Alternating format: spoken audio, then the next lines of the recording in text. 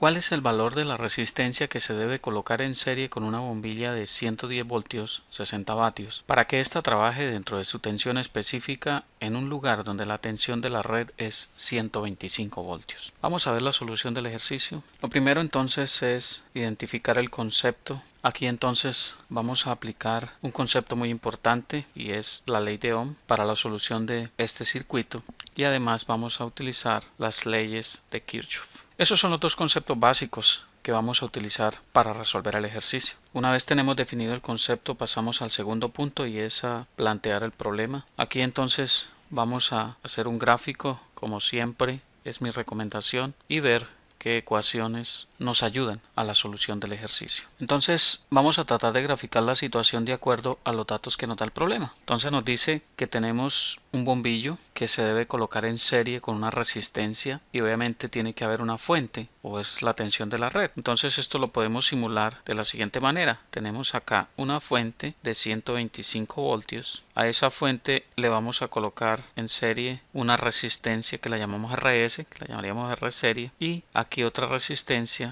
que sería nuestro bombillo, que la llamamos la RB o la R del bombillo, puesto que si recordamos, un bombillo es una resistencia, básicamente. Entonces nos dicen que ese bombillo trabaja a 110 voltios, es decir, que automáticamente podemos decir que la tensión o el voltaje que experimenta esa resistencia B o del bombillo es 110 voltios. Además de que la potencia que consume el bombillo son 60 vatios, ¿ok? Ese es un dato importante que debemos tener en cuenta. Entonces la pregunta es, ¿cuál debe ser la resistencia RS o resistencia que colocamos en serie en ese circuito para que la bombilla trabaje a 110 voltios? Eso es básicamente. Muy bien. Asimismo, nosotros, recordando la ley de Ohm, vamos a ver que la ley de Ohm tenemos un triángulo muy interesante, y es que si nosotros tenemos el voltaje aquí, aquí vamos a tener la corriente y aquí vamos a tener la resistencia. ¿Eso qué nos deja ver? Nos deja ver que si yo necesito calcular el voltaje, eso va a ser igual a I por R, es decir, corriente por resistencia. Pero si yo tengo que calcular la corriente, pues eso va a ser igual al voltaje dividido por la resistencia. Y a su vez, si lo que necesito es calcular una resistencia, pues eso va a ser el cociente entre el voltaje y la corriente. ¿Sí?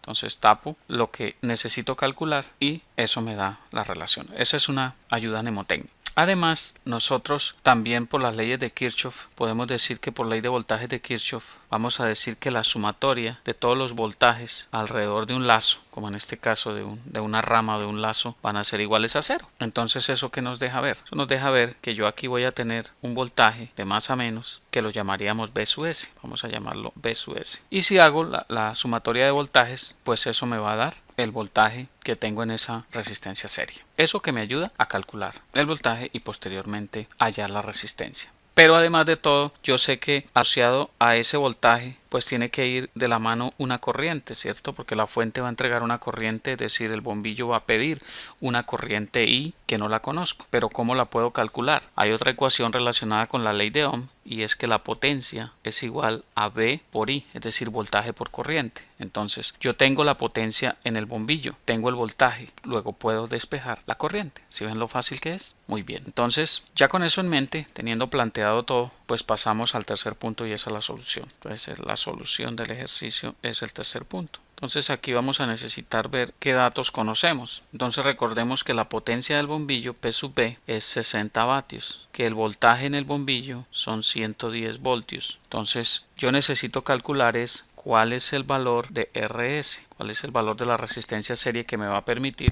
que ese bombillo efectivamente trabaje a esas condiciones. Eso es, básicamente. Entonces, lo que tengo que hacer aquí es muy sencillo. Por sumatoria de voltajes, digo que si arranco voy de menos a más, entonces gano voltaje, digo 125 voltios, menos, porque voy de más a menos, pierdo voltaje. Recuerde, una resistencia siempre hay caída de voltaje, menos B sub S, voltaje en la resistencia serie, menos el voltaje en el bombillo, B sub B. Eso va a ser igual a cero. Eso nos dice el concepto de sumatoria de voltajes alrededor de un lazo, es decir, por las leyes de voltaje de Kirchhoff. Muy bien.